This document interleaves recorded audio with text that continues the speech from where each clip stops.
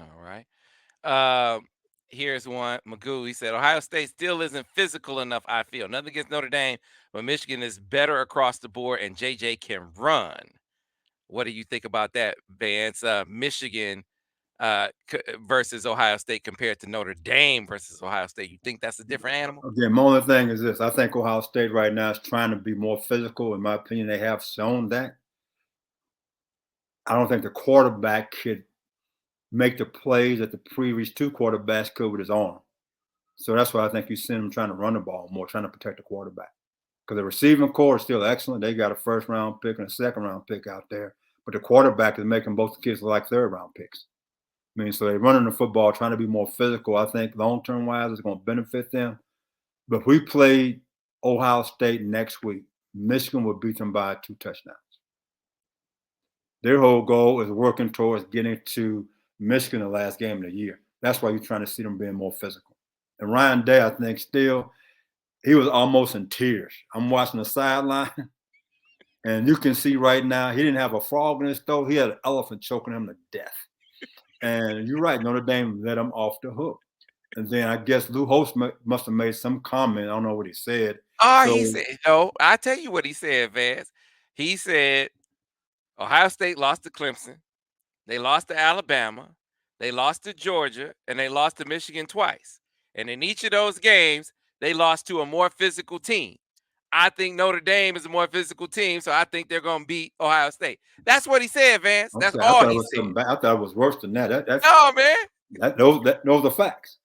But I Thank you. know Ryan Day, he was after the game, he came after Lou. I'm like, man, Lou must have said something that really pissed this man off because he is hot at Lou Holtz. He said something to a man who ain't gonna hit back. That's what he talked to an 86-year-old dude who recited some outcomes of games. That's all he did. He didn't say you were born on third base acting like you hit a triple. He didn't say that, right? I haven't seen any reaction to that. But you react to an 86-year-old dude who's at a pep rally or something or an interview. Come on, man, stop it. This is all fake. this this all fake smoke. Man, this is not the real smoke from a fire. This is fake I smoke think Ryan Day from trying Ryan to Day. figure out what they are. I don't think he knows what they are. I really don't. That's why he's running the ball more this year than what he did the last 2 years. He's trying to figure. I don't have the quarterback with the same type of arm that I've had the last several years. So he's trying to find different ways to win. He doesn't know what they are right now. He really doesn't. So that's what I'm saying. We played them this coming weekend. Beat them by 14 points. This ain't the land of Oz, Vance.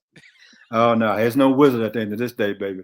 All There's right, no wizard all at all. right. Shane Johnson said, "Love you, Vance. Always on point. What's your assessment of Wallace, number 12, so far? And with Will Johnson back, do we assume more help can slide number 12's way with Will on one side?" I think Wallace has shown a good skill set. I'm trying to be kind, but his play right now is very average. And you can see people trying to find him and go after him.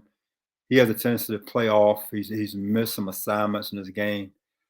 And Michigan is not the type of team that rolls to people, protect people. They really don't.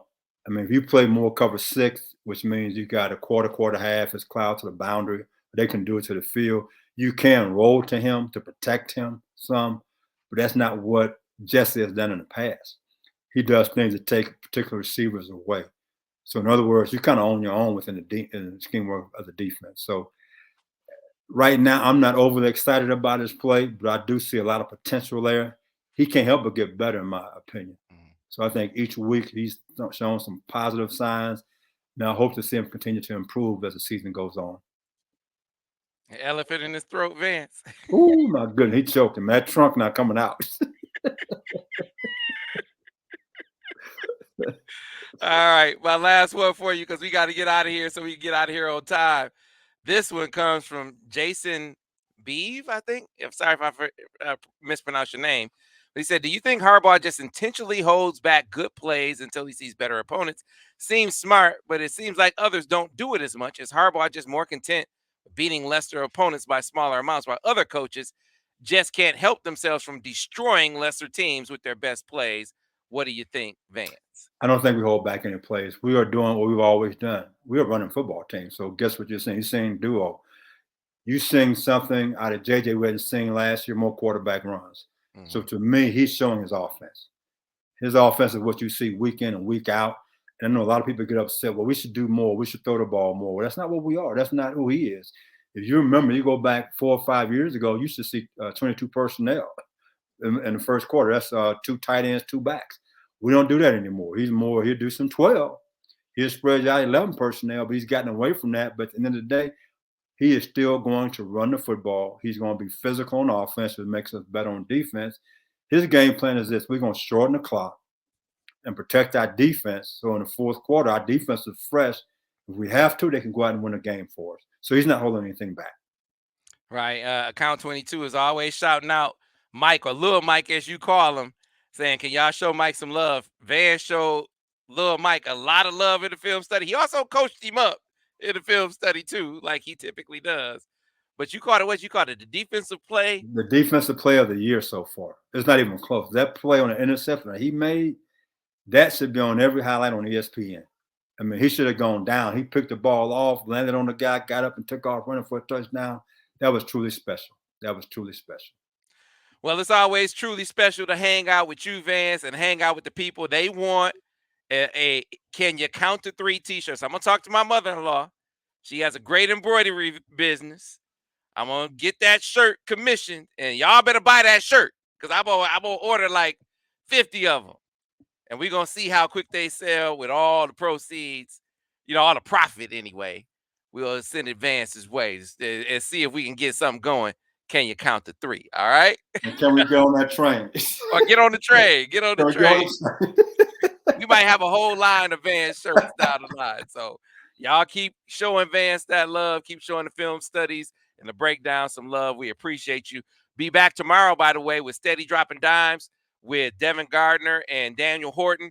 We're definitely going to be talking more Notre Dame, Ohio State, talking college football, talking the NFL week that was and that will be. What's up with Justin Fields? What's up with my man, Russell Wilson, on the field with 6 minutes to go, down 70-20 in the fourth quarter.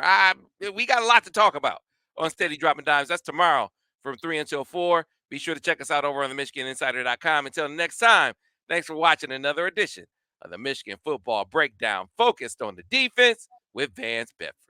Go Blue.